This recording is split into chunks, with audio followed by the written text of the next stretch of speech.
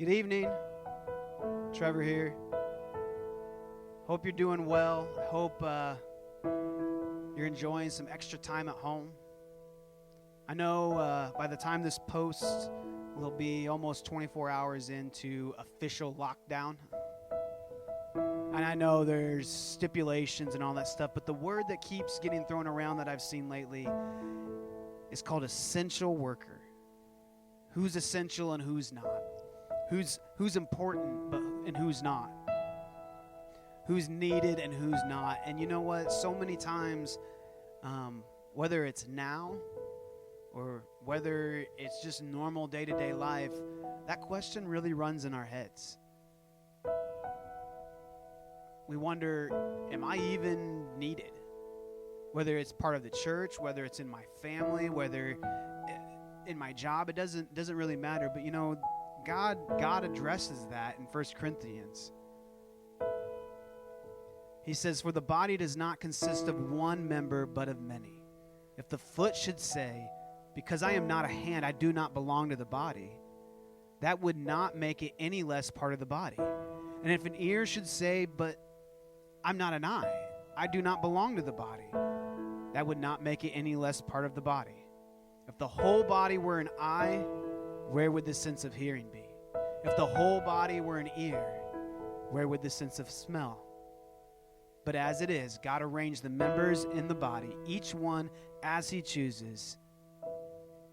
If all were a single member, where would the body be? As it is, there are many parts, yet one body." So no matter what lot you have in life, understand God created you to be you. God created you to be the best version of you. And when we're not doing what God has created us to do, something just always feels a little off. So maybe just during this time of having to slow way down, we dive a little bit more into his word, into prayer, and just ask, God, what do you want out of me? What do you want in my life?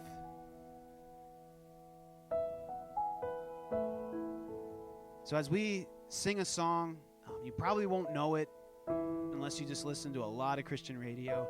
It's called "Faithful Now" by Vertical Worship, and it is a great song, and it just talks about how we serve a God that is faithful today, tomorrow, yesterday, and forever. So join with me in worship with a confidence that God loves you and he wants the best for you. And we need to not compare ourselves to others as we walk through this life. Let us worship Jesus Christ.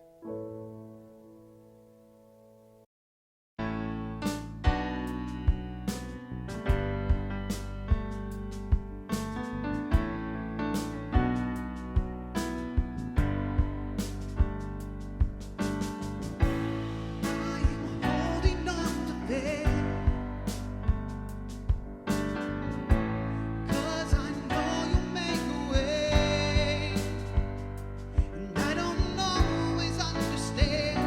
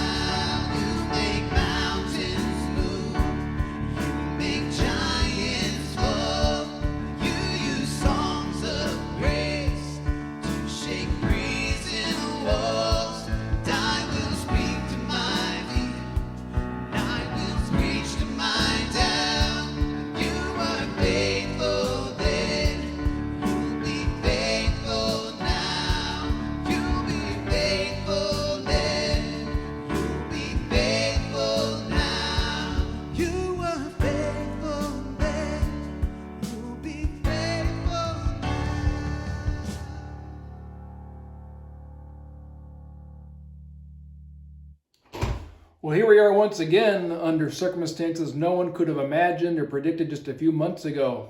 And now we have other predictions as to where we may be in a few days, months, or weeks. And none of it looks very nice. I don't want to be the bearer of bad news, but probably you're listening to the same things I'm hearing. And on Tuesday morning, the Surgeon General of the United States said this week is going to get bad. Others said that this is not the storm.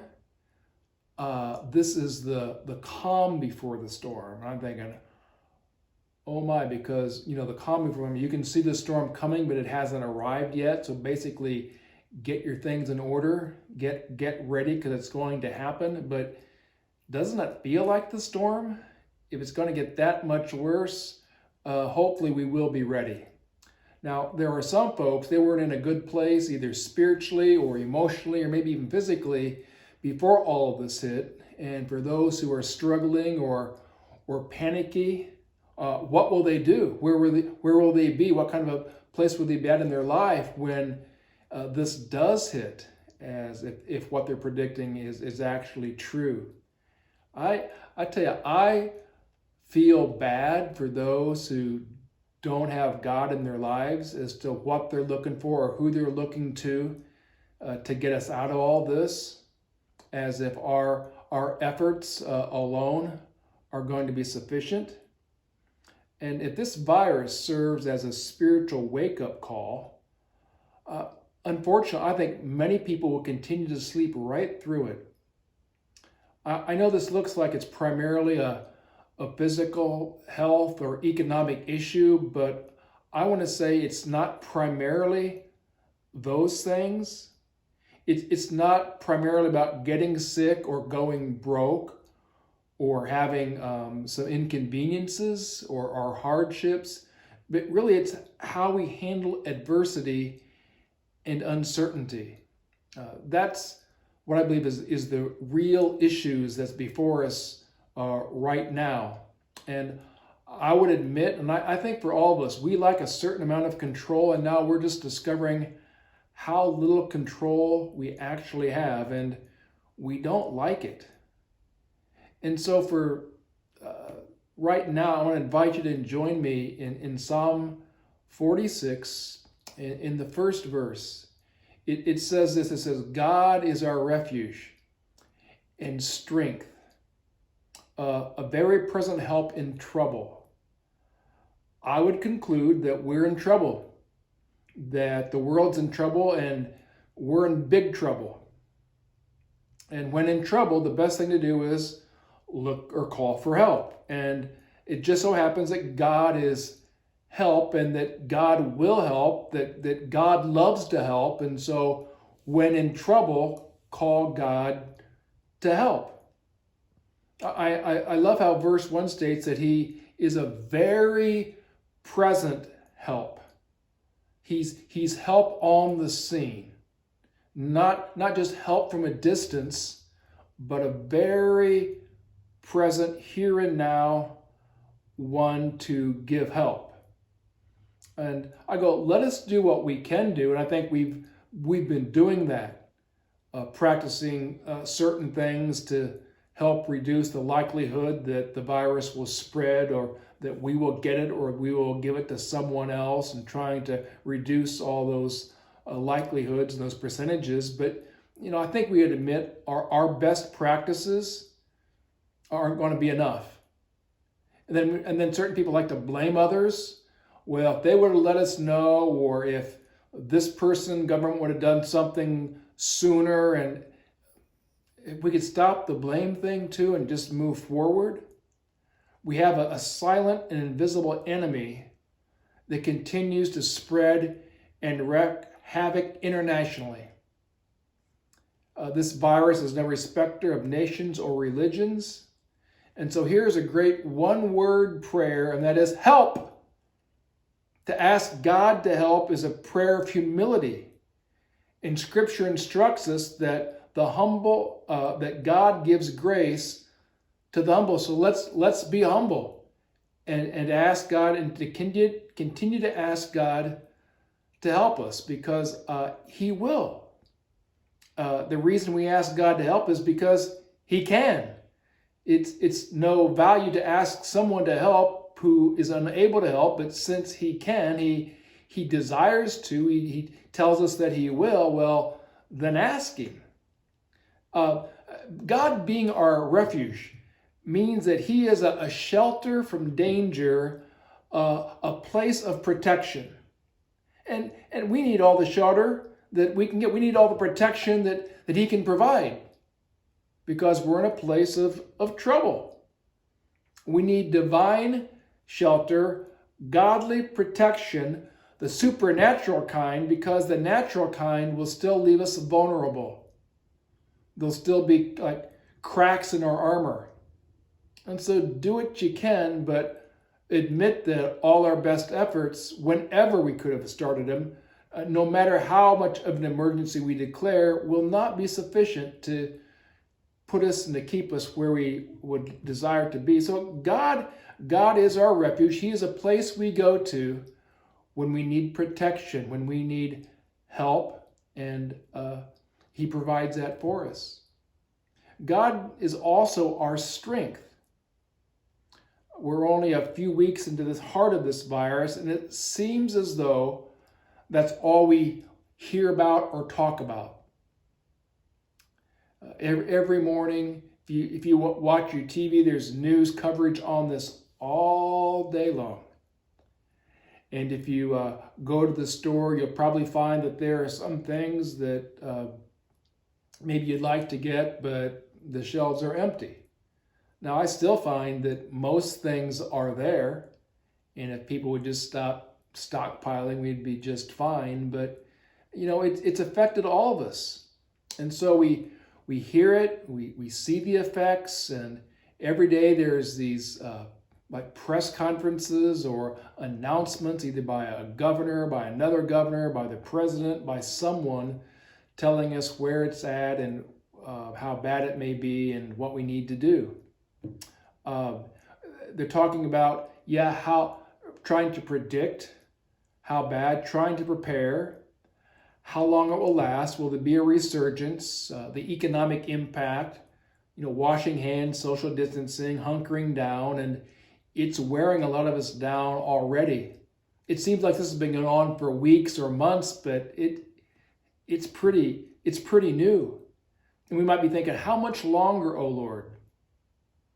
Listen, it could be that we're just getting started. And yet, even now, we seem to be fading. My strength is waning. I don't know how much longer I can continue. Can we go the distance? So apart from divine strength, we wear out. And so I'm not that tough. I'm not that strong, and no one is. And we don't have to be. So we just tap into His strength. That we tap into His omnipotence, His never-ending strength, without which we will not do very well. Now, because of and based on verse 1, that He's our refuge, He's our strength, He is our very present help in time of trouble, because of who He is and what He does, here's verse 2. And that is, therefore, we will not fear, though the earth should change. And later in the psalm, it talks about mountains going into the sea and things, just the topography of the very earth. But he says, you know what, we're not going to fear, even though certain certainties are now gone. Meaning that based on who God is, we're not going to be scared. We will not fear. Based on who God is, fear is unnecessary. That based on who God is, fear is optional. And who would choose that option? Based on who God is, fear doesn't make any sense. We're aware of what's going on. We're aware of what could happen. None of us want any of it, but even with it all, we're going to continue to live, but not out of fear, certainly not out of panic. And it's all based on the character of God. So to live a life apart from fear In panic, you must trust that God is a safe place, that He is a real strength, and He is a very present, right now, right here, help in the midst of all that trouble. And if you believe that, then you're well on your way of being free from fear. See, when we're scared, we don't think rationally. We don't do well. We make bad decisions. We're not in a good place when we're scared. And God, so therefore, we will not fear, or I'll say we should not fear based on who God is. I won't say if, I'll go since these things are true, that He's a safe place, that He is strength, and since He is strength, He gives strength, He provides strength, and since His strength is what we call omnipotent, He's all powerful, He'll never run out. So He can continue to give and give and give, but there's never a deficit, there's never a decline. Just because God gives strength doesn't mean He has less strength. And knowing that he cares and He helps. We just don't have to live like those who don't have God. So right now, I'd say I don't fully know what God's up to. I don't think any of us do. And we don't have to. We don't even have to know how bad it's going to get. We don't have to know when it will be over. We don't have to know, or will the NBA season resume? Will Major League Baseball season start? Will this concert go on? Or all those things. We don't have to, because we know that however long and however bad it is, that God is still who He says He is throughout Scripture. That He is a safe place, so we can rest right in Him. When we're in a place of safety, we can sleep well. When we're in a place of safety, we don't have anxiety. When we're in a place of safety, we can still smile and be glad and be at peace. And God's called us to be, and you know this, salt and light to the world that's dark and needs some flavor. And that's what we're called to do. And so let's, as a people of God, do just that. And I'm going to just an open-eyed prayer with you right now as we close out. And you might think, well, how do I live in this no fear? And sometimes as you pray, coordinate that with your breathing. And you might do this. As you inhale, God. As you exhale, refuge. Or God, safe place. And then God, strength. God, help. And if you pray as you breathe, there's a rhythm, there's a cadence. For some to shift from fear to no fear, you'll need to basically repeat in your mind who God is. And you may continue doing that until you feel yourself being less afraid. Maybe you feel yourself relaxing. You feel this peace that you wish was there. You feel this contentment that you need. So as you breathe, go ahead and pray as you inhale and exhale, and see if you live in the reality that God's a place of safety. And God is a God of strength. And God is a God of help. I hope this has helped you. And I know God wants to help us. Let's let him. Thank you, and see you again real soon.